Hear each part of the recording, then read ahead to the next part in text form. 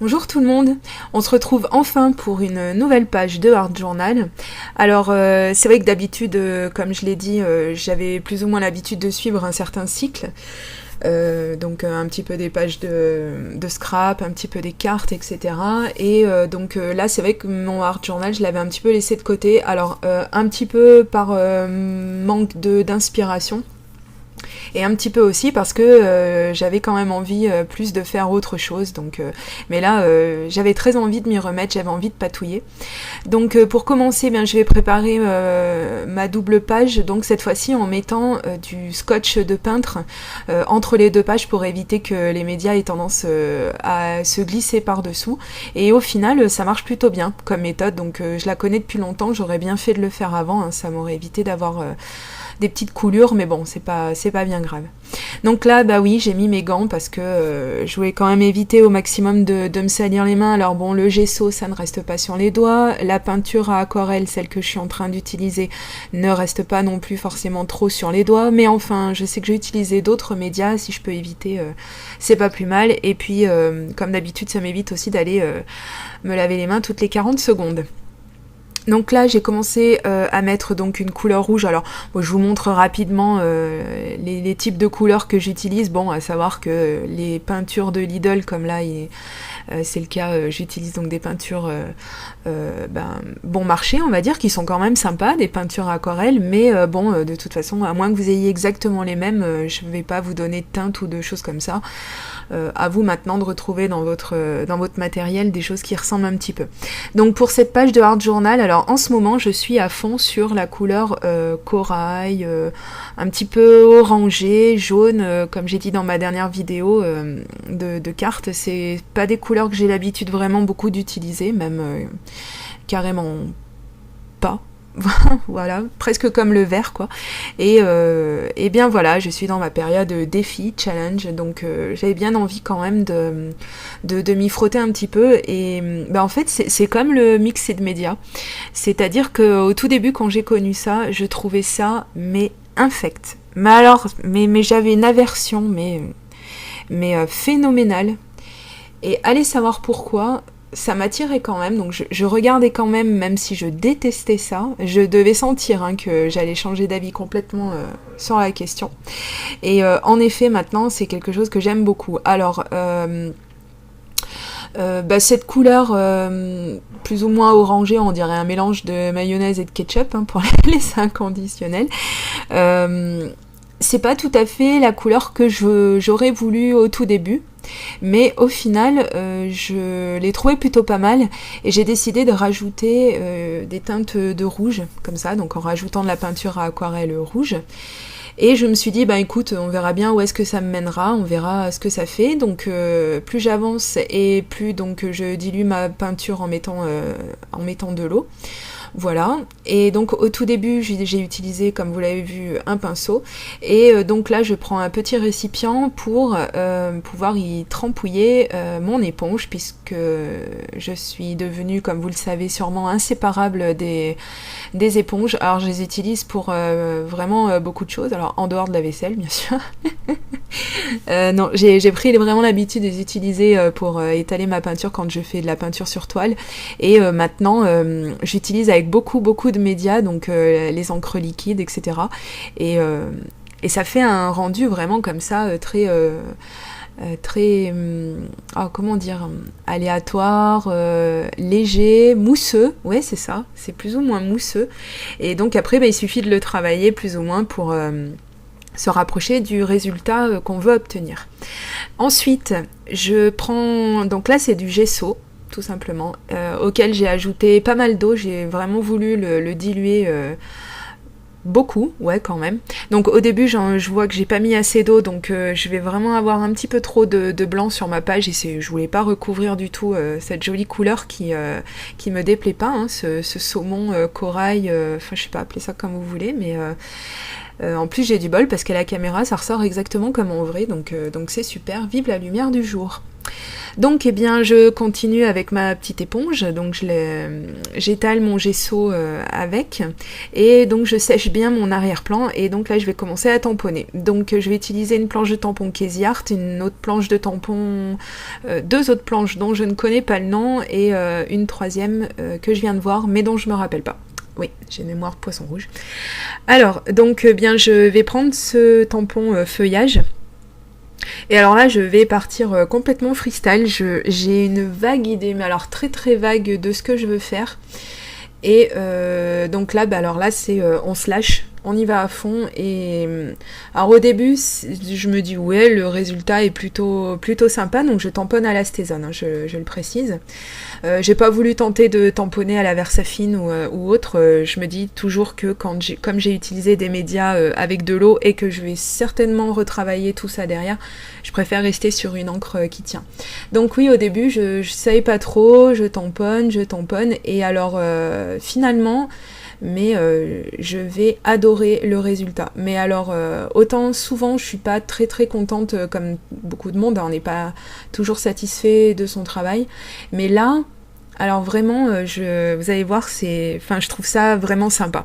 Donc j'ai tamponné une première fois, donc c'est ce qu'on appelle le First Generation Stamping, donc quand vous tamponnez directement, quand vous venez d'ancrer votre tampon, et ensuite donc je fais donc là c'est la First, une Second Generation et même une Third Generation Stamping, donc plus on tamponne et moins on a d'encre, et plus on a un résultat diffus.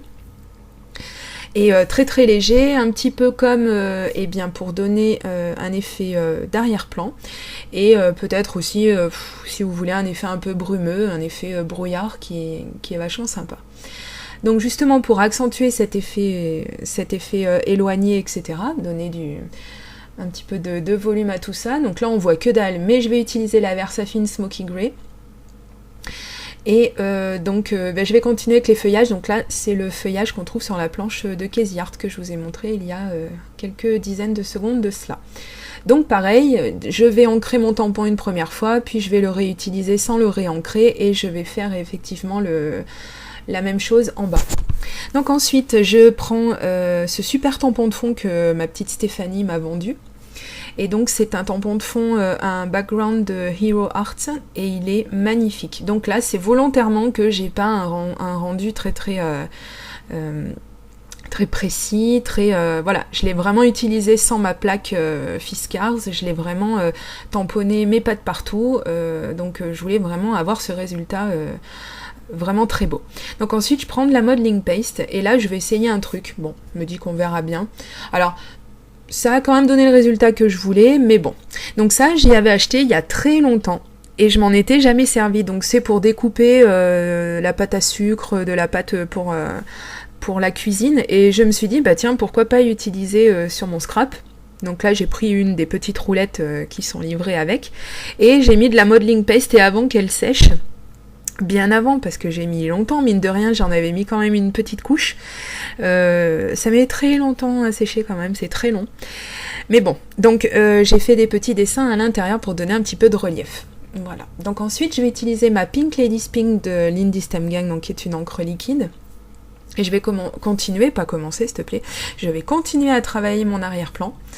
Donc comme d'habitude, hein, j'y vais un petit peu freestyle, comme ça, je vaporise, et puis je vais mélanger, donc avec celle-ci, donc qui est le Summer Lovin' Fun. On voit rien du tout, hein, mais j'ai trouvé Lovin' Sun, pardon, Summer Lovin' Sun. J'ai trouvé comment améliorer tout ça pour la prochaine vidéo. D'ailleurs, vous voyez que ma table tremble moins, c'est normal, j'ai changé. On m'a donné une petite table, et du coup, nickel chrome, ça tremblote toujours un petit peu, mais quand même carrément beaucoup moins qu'avant. Donc là, j'ai rajouté un jaune. Voilà, donc je sèche toujours avec mon heat gun. J'y vais mollo parce que sinon ça fait gonfler la pâte, la modeling paste, donc je vais éviter.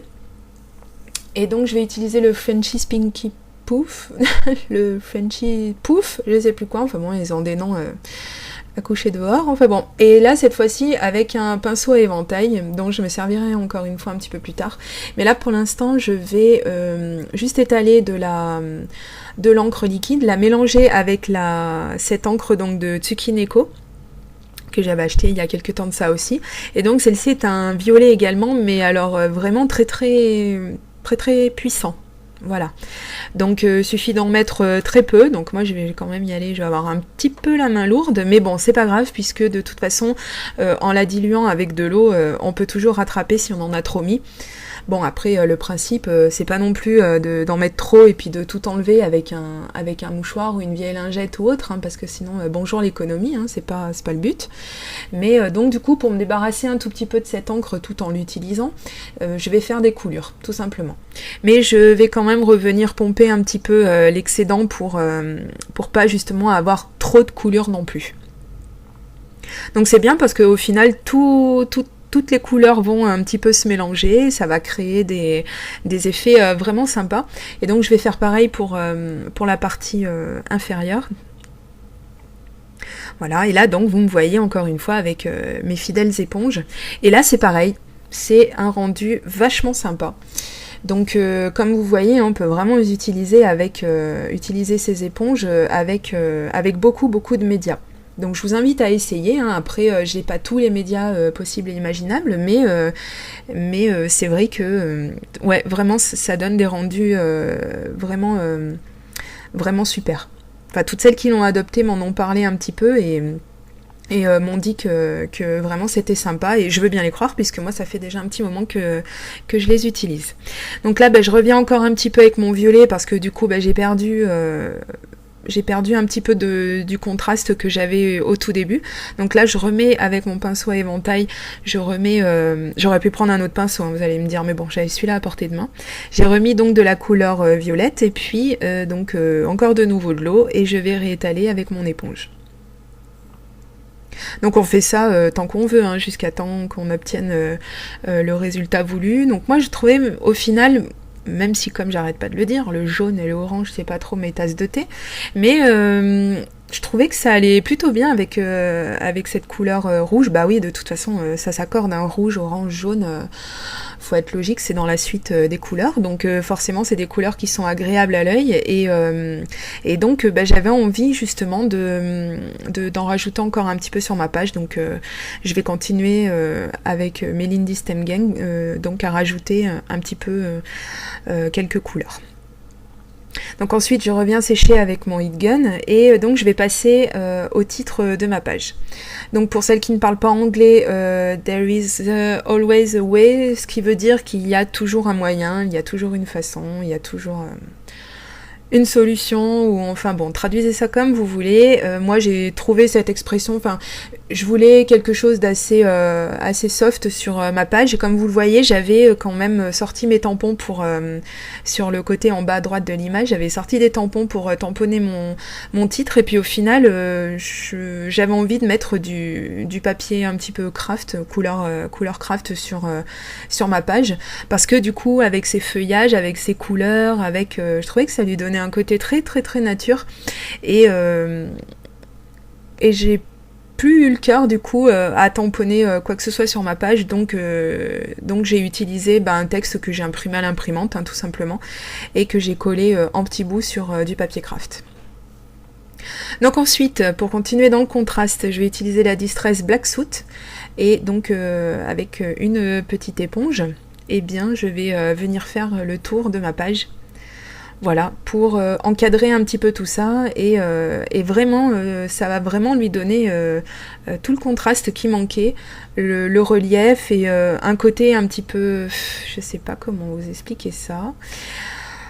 Enfin, moi, je sens ça plus romantique. Enfin, vous allez me dire, l'autre est noir, romantique, c'est plutôt gothique le noir, hein. Ouais, c'est pas impossible, mais moi, voilà, je trouve que, comme vous le savez, que c'est une couleur vraiment classe, et voilà, donc là, avec les notes de musique, je trouvais que c'était plutôt approprié, donc j'adore le résultat, vraiment, j'aime vraiment beaucoup.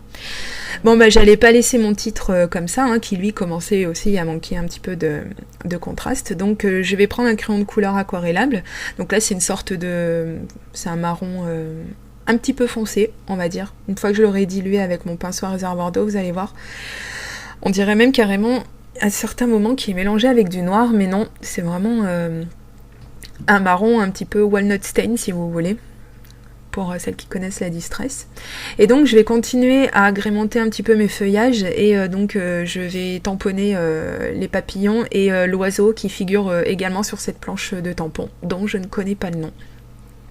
Et là pareil, donc j'ai fait du first, du second et du third generation stamping, donc j'ai tamponné avec beaucoup d'encre, avec moins d'encre et puis encore avec moins d'encre, donc pour toujours avoir ce résultat qui se fond.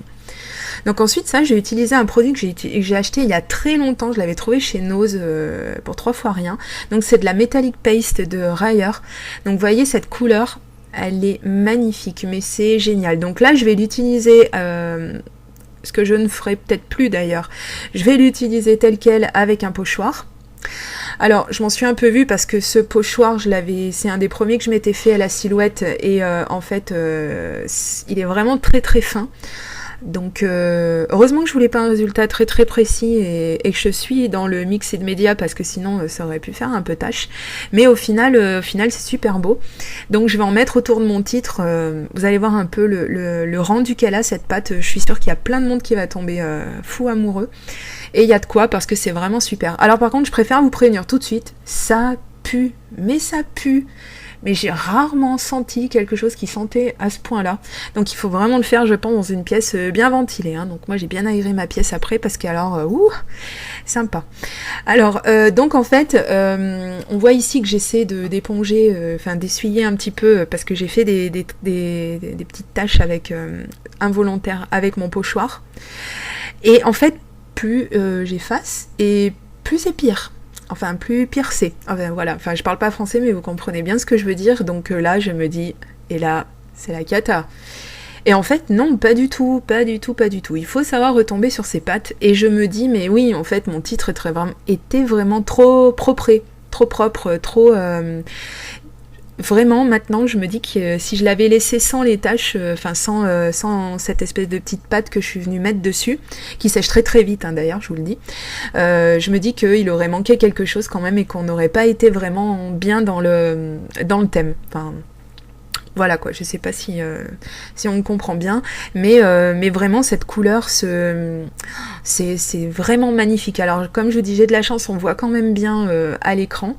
Alors ce que j'ai fait, comme j'aimais vraiment beaucoup, eh bien j'en ai encore repris et j'en ai mis sur les coins où j'avais mis les feuillages. Et donc ça donne cette couleur patinée, cette couleur, c'est vraiment très très très très beau. Et donc bien là j'ai pas pu résister et je me suis dit allez, j'ai un pinceau, j'ai de la peinture blanche à proximité, donc j'ai rajouté mes éternelles petites taches blanches et alors là le résultat, mais je me suis dit ça y est, c'est bon, ma page, ma double page est faite, c'est magnifique, c'est exactement ce qui manquait.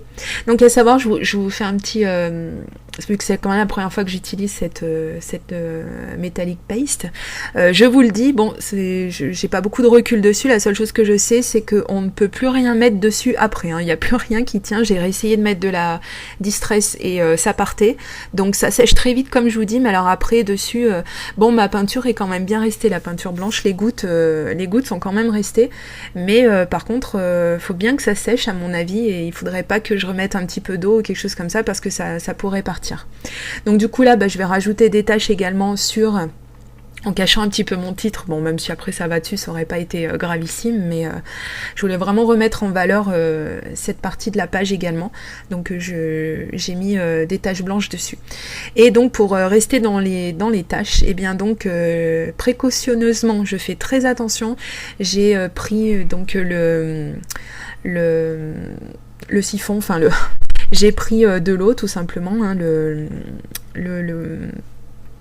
pchit de ma bouteille, je vais y arriver, et donc j'ai laissé tomber de l'eau sur mon arrière-plan. Alors évidemment, vu que ça a été travaillé avec des encres liquides, eh bien ça va réagir, et donc j'ai attendu quelques secondes, et après donc j'ai épongé ces petites gouttelettes d'eau pour avoir encore un effet, un autre effet, et là vraiment ça y est, je me dis c'est bon, ma page est terminée, et je la trouve très très très très belle. Voilà, donc j'espère que c'est votre cas aussi, hein. J'espère que ça vous a plu, d'avoir découvert aussi un nouveau produit.